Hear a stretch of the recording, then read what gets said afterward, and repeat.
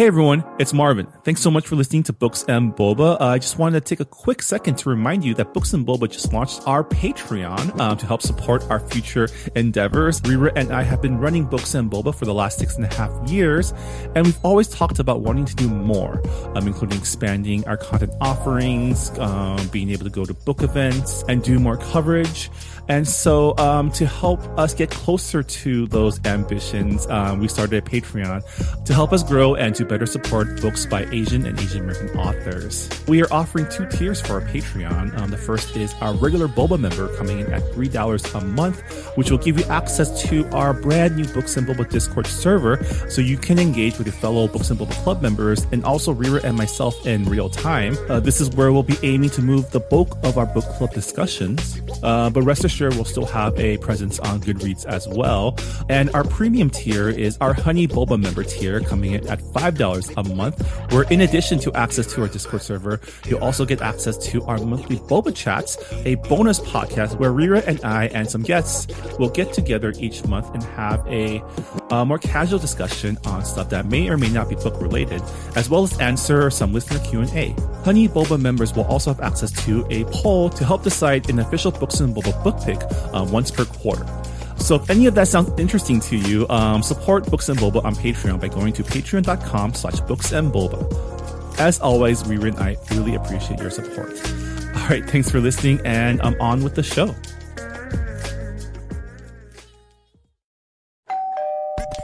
You're listening to Whoa! Potluck.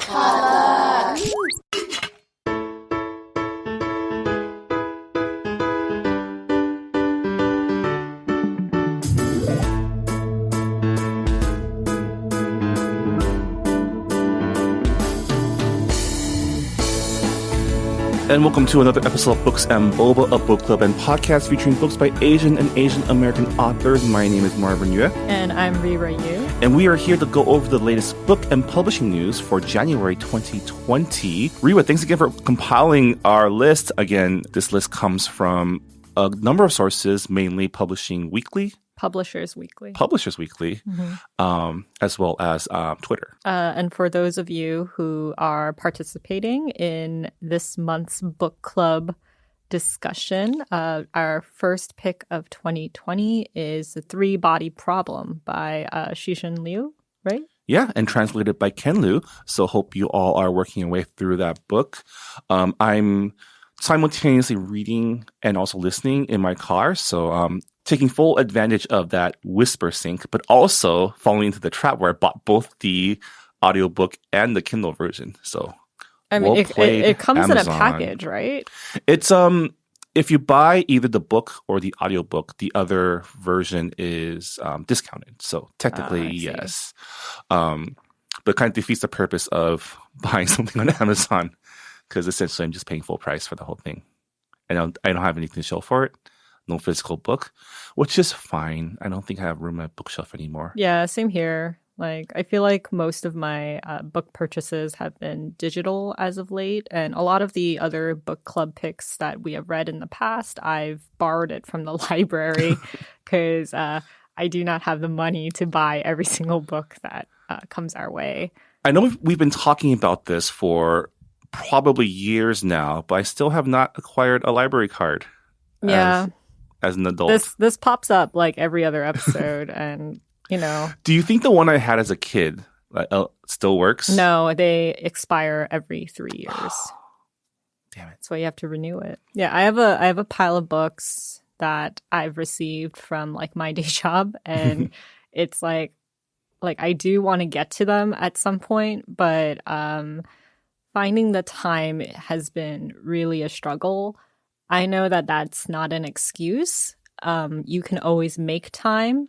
I mean, look at authors. They have so many deadlines for like turning in like tens of thousands of words, but they still have to read constantly. So I think my goal for 2020 is to definitely like read more books, but I don't want to be too harsh on myself. So the goal I have set is like read 10 pages of a book that I want to actually get through in my TBR pile every day. Oh. So eventually it'll catch up because like by the end of the week, I should have read 70 pages of a book that was on my TBR pile. That sounds doable. Yeah, it is. It does sound doable, right? Well, good luck on that New Year's resolution. Oh, I love how it's my New Year's resolution, and you're not going to like share it with me. Oh, well, I'm busy trying to read our book. That's true. I don't want to make any promises I can't keep. You know what? Make all the promises that you can't keep. Eventually, you'll find a promise that you will actually end up keeping. I'll just add it to my own TBR, to be realized pile of promises to myself. You know what, Marvin? Disappointment is part of life. So yeah. You know what was also disappointing was I know we're not a film podcast. Yeah. But Oscar nominations were out this Monday, and a little disappointed in Hollywood right now. I mean, we've always been disappointed in Hollywood, but just especially a little this extra year. Yeah. This year. Yeah. And there are other podcasts where people go into much more detail about the disappointingness of what it is. All I can say is, like, in a year where we probably had more great diverse films than ever before, it was really disheartening to see that in the grand scheme of like the awards, and we can go into how awards are picked and how all the politics at play, that it still turns out pretty homogenous at the end. Yeah, there's actually a really great like Adam Ruins Everything episode on like how the Oscars work and how people are like how movies get picked and how much politics and how many parties, how much money and marketing goes into it. It's actually funny because like the Weinstein Company, Miramax at the time, like they're the ones who kind of invented the way of marketing, extorting money to like get your films nominated. Also, I'm like, I mean, it's pretty much the theme of this year, which is class. Like, once you know how to play the game, you play the game, and you play the game by throwing money at your problems, right? Yeah.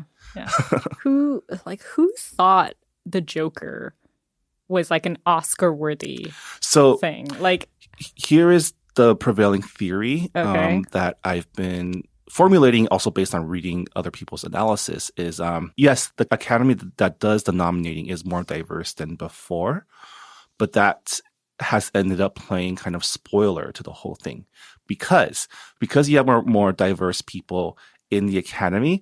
You have more diverse people voting for different things that they love, because there's so much to choose from. There was Us, there was Knives Out, there was The Farewell, Parasite, but you still have that block, probably like the majority, who all love the same thing. So they all focus their votes. They all identified with this white man in this movie who turned out to be a terrorist.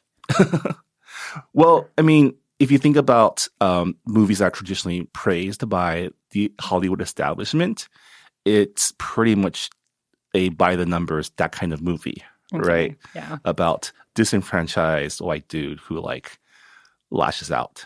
Maybe I'm just salty that Little Women, which I really loved and was very white, did not really get that many nominations. It got like 4 or 5, which is so the frustrating thing about that is, and I've had this conversation with people who also love Little Women, is it got a Best Film nomination. It got multiple acting nominations. It got like a writing nomination, I think, but not a director's nomination. Like, women are shut out, the directors. Yeah, of course. And the message that sends is that, yes, the film is great, but the director, Greta Gerwig, had nothing to do with it. Ugh. Right? Which is like the opposite of Parasite. It's like, oh, Bong Joon-ho is like the sole reason why Parasite was great. Yeah. And I'm like, no, like, I mean, yes, he's a great director, but also like the acting really like solidified like how well the movie was like how well the movie was made. And also, like, this is an opinion that I've had for a very, very long time, but there should be an Oscar nomination category for casting directors, because it's not always it doesn't always fall on a director to to like figure out which actor will be best for his film or his or her film. And I guess this whole thing goes back to a conversation that we had last year when we were talking about the Campbell Award being renamed the Astounding Award, where it's at some point, yes, tradition and heritage is really important, but things need to change to accommodate the times. And when your awards show, which is supposed to be like the pinnacle of recognizing what's great about your medium, isn't reflective or isn't reflecting what the demographics that it's serving, it's okay to change. It's okay to update it, you know? Anyway, we're going to jump into book deals. That has been the Marvin and Rira rant. It's only January in 2020. But yeah, let's move on to our book news and deals. It's relatively light this month, but there's some cool stuff happening. So first up, we have Holt bought world rights to Sophie Dow's picture book, Why We Swim Bonnie Tsui, which tells the story about one of the first female big wave surfers. Publication is scheduled for spring 2021. You know, I spent 6 years in San Diego and I never learned how to surf. But that's only because I'm a really terrible swimmer. I don't like the ocean. And I live in California. You know, ocean's scary. There's sharks. There's waves. I'm just scared of, I guess, like, bacteria. Oh, yeah. Yeah. It's dirty. If it was, like, somewhere where the water is, like, much cleaner, I feel like I would enjoy it way more, but That's unfortunately true. the ocean in California and also the East Coast, it's gross. It's grody. It gross. Bloomsbury bought world rights to Arne Flores' debut novel, The Firebird Song. The middle grade fantasy follows a 12-year-old barge boy and a lost princess on a dangerous quest to unravel clues left by the Firebird Queen and call the Firebird back to their kingdom before all hope is extinguished. Publication is slated for spring 2021. What's a barge boy? Is that like a cabin boy? I'm gonna look it up. Okay, so barge boys are young men, usually around the age of 16, who have chosen to leave their intended profession if they were apprenticed and work as a rower for the trade barges. So I'm guessing that they're like merchants, indentured servants to merchants. I don't know. Someone educate me. Interesting. Well, congratulations to Arnie Flores for her debut. Always love to see more middle grade stuff out in the world. Middle grade's where it's at. Yeah. The font's bigger. It's easier to get through. I don't have to spend the whole 3 days reading a book. I just finish it in a day.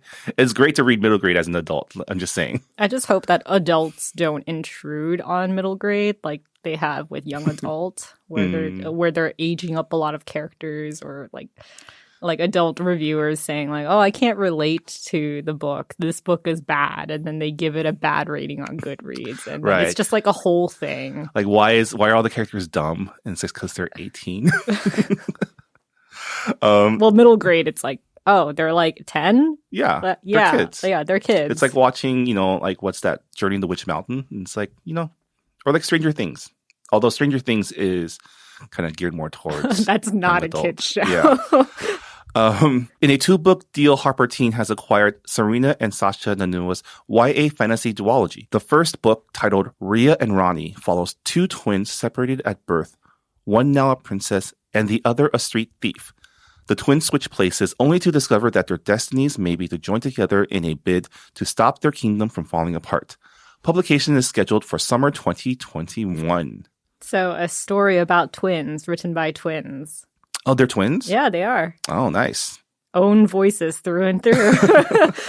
Next up, in a 6-figure auction, Viking acquired Sangu Mandana's middle grade debut, Kiki Kalira Breaks a Kingdom. Pitched as Inkheart meets Arusha and the End of Time, the novel follows an 11-year-old girl coping with anxiety through art. When she steps into the Indian mythology-inspired world in her sketchbook, she must stop a demon king from escaping into the real world. Publication is scheduled for fall 2021. A lot of middle grade fantasy. Has that always been a thing? I think it's always been a thing, to be honest. I think it's just becoming spotlit more. So we're noticing it way more often. Trying to remember what I read in middle school.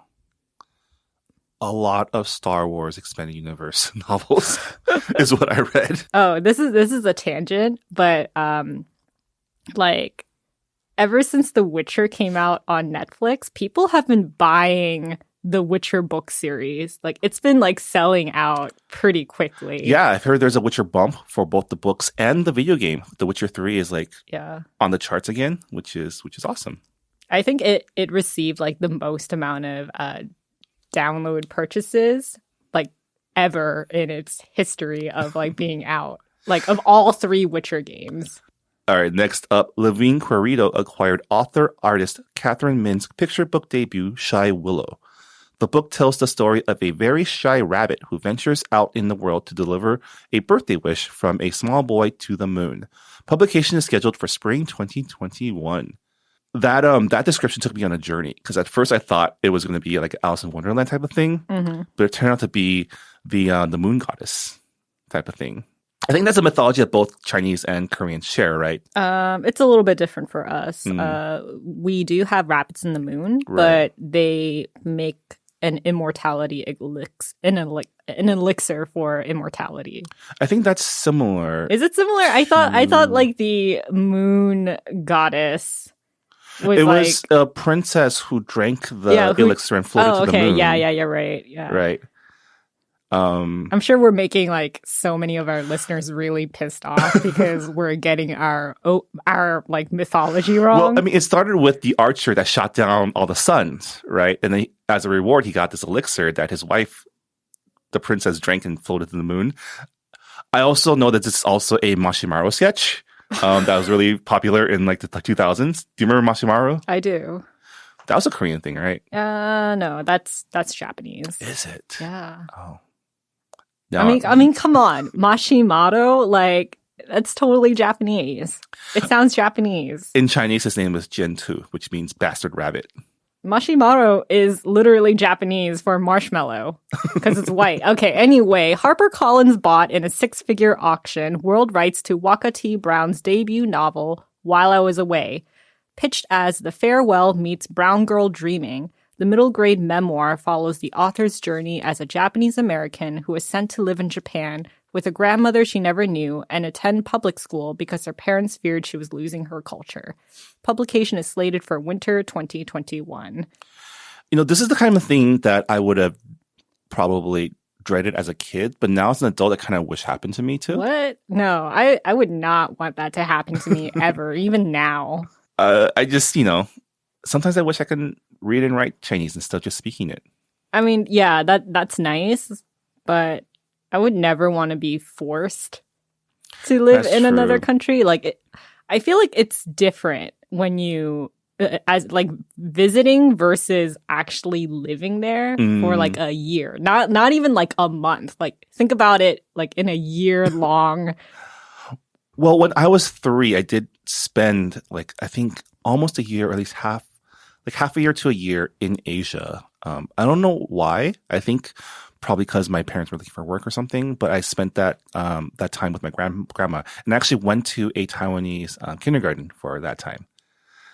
I still remember because Chinese kindergartens, they force nap time on you, and I ran away and hid during the nap time. Oh, that's really funny because you know how they have nap time here in daycare or whatever. My parents would always pick me up before nap time because they're like, naps are a waste of time. So I would go home and then I would, like, my mom purchased like all of these practice tests for math, and I would just do them for like an hour. And then after that was done, I had piano lessons. Oh. So it's like anti-nap time, really. Anti-nap time. Sleep is for the weak. I've learned this from a very young age. Don't laugh at my my tragic childhood. It's sad because I love sleep so much. So I feel for young Rira because I still don't sleep. I sleep late is my problem. My whole world is time shifted. Our next deal is Scholastic bought world rights to debut author-illustrator Jocelyn Lee Legrand's picture book, If You Miss Me, which follows a young ballerina who loses the drive to dance after her grandmother dies. But through the memory of grandma, she rediscovers her love for dance. Knowing in her heart grandma is dancing too. Publication is set for 2021. Is this your jam? I know you like ballerinas. I love ballet. But are you down with like Ghost Grandma? Is it Ghost Grandma or like no? It just sounds. It's sad. I mean, it's important because kids, they lose loved ones and family members in their lives, and it's really important to have books that teach them how to go through grief. Yeah. But I don't know. I've seen a lot of like sad dance stuff in my life, so I don't know. Maybe it would have been my jam when I was a kid. I read a lot of dark things. Our last book deal for our news episode is 37 Ink imprint acquired North American rights to Jessamine Chan's debut novel, The School for Good Mothers. The novel is about an anxiety-prone 39-year-old Chinese-American single mom who finds herself under the scrutiny of Child Protective Services after leaving her infant daughter alone for an extended time. Forced to complete a year-long parenting course, the mother finds herself paired with a helper, whom she must learn to love like a child in order to be reunited with her daughter. Damn. Did your parents ever like leave you alone as a kid? I mean, we're adults now, so it's fine. I mean, I was kind of a latchkey kid, like growing up, like starting elementary school. I had like a key to my house. My parents both worked. My dad worked overseas. My mom worked part-time at a bank. So like, I think starting from third grade, I would walk home by myself and like do homework till my mom got home. Like she worked part-time, so she would get home like a little bit pretty after. early. Yeah. But my mom didn't start doing that until I was old enough to like kind of walk take home, care of yourself. take care of myself. Yeah. See, that's the thing. Because like in a lot of countries, leaving your kid for, like 10 minutes by themselves, it's not considered a big deal. But like here in America, like God forbid you're filling up gas in your car and you go to pay for it inside, like to the cashier. And if you leave your baby in like the car seat, like you get your child taken away. Like someone calls saying like you're such an irresponsible parent. And I think with American parenting culture, there are so many parenting books in American publishing, and this idea of like this is the perfect way to be a mom. Like there's a right way and a wrong way. There's a right way and a wrong way, and it's very geared towards like upper middle class white mothers who have the resources to buy nannies, access to like childcare, and childcare in America is expensive. It's really expensive, and like the people who do take care of children, they get paid very, very low wages. So it would be really interesting I'm really interested in reading this because I think it's like an interesting study of like Chinese American parenting versus the ideal American parenting. Also millennial parenting, because let's be honest, most of my friends are going to be parents when they're in their late 30s. Mm-hmm. So like this is kind of our reality these days. Congrats to Jessamine Chan on her debut novel. Looking forward to learning more about it. And that'll also do it for our publishing news. Before we go, though, I did want to congratulate Abigail Hing-wen, our guest from our last episode, for making it onto the New York bestsellers list with her debut novel. Yeah. Love Boat Taipei.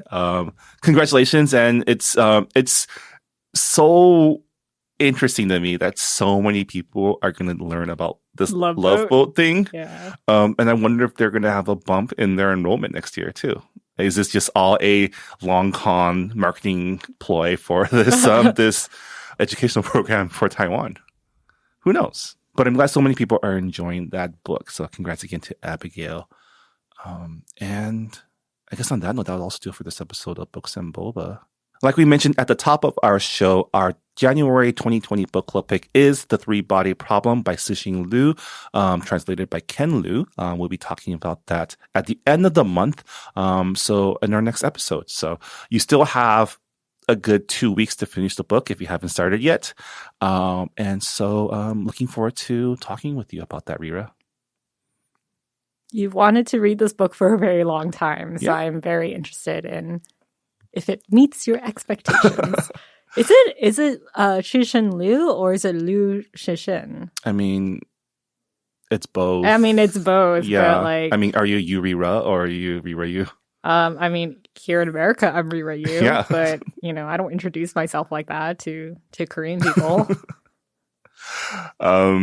I think both is fine. Both is fine. I think in terms of like how it's written on the book, it's fine. I mean, Yes, if we want to be, that's true because like Murakami is definitely the surname. yeah. So yeah, I we get mean, a pass. We get a pass. we're creatures of this country where we've had these Western norms integrated into our very being. So Yeah. some things some things we just gotta do to survive.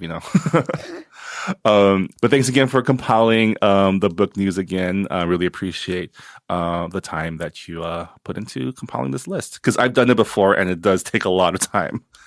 And thank you to the people who have sent in tips Yeah. through Twitter or through direct messaging. Yeah, as always, please chat with us on our Goodreads forums. We always love to hear from our members. And for those of you who want to know how to support us, you can support us by giving us a review on iTunes. I think that's still the best place to go because that's where most people listen to podcasts. So if you do have time and you want to kind of help us out, just send us a review on that platform and let us know what you think. And on that note, Rira, I'll talk to you in 2 weeks about the Read Body Problem. All right, bye. Bye, everyone. Thanks for listening to Books and Boba. This episode was hosted by Marvin Yue and Rira Yu and produced and edited by Marvin Yue.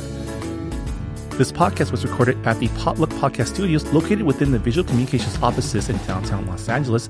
You can learn more about Visual Communications and their programs such as the Los Angeles Asian Pacific Film Festival by going to the website at vcmedia.org. Thanks also to the Potluck Podcast Collective, a collective of Asian American hosted podcasts that Books and Boba is a proud member of. You can learn more about our fellow Potluck podcasts by checking out the website podcastpotluck.com.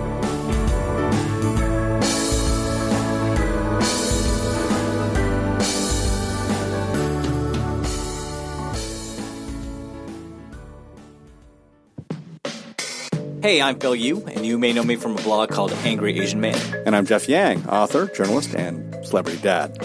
We host a podcast called They Call Us Bruce, an unfiltered conversation about what's happening in Asian America. Each week or so, we host a discussion about some of the most vital and interesting topics in our pop culture and our community, bringing in guests who are shaping and informing this thing called Asian America from Hollywood to D.C. and beyond. We got media, entertainment, food, family, politics, representation. The good, the bad, the WTF of it all. So check us out wherever you get your podcasts or at theycallusbruce.com. Peace. Peace.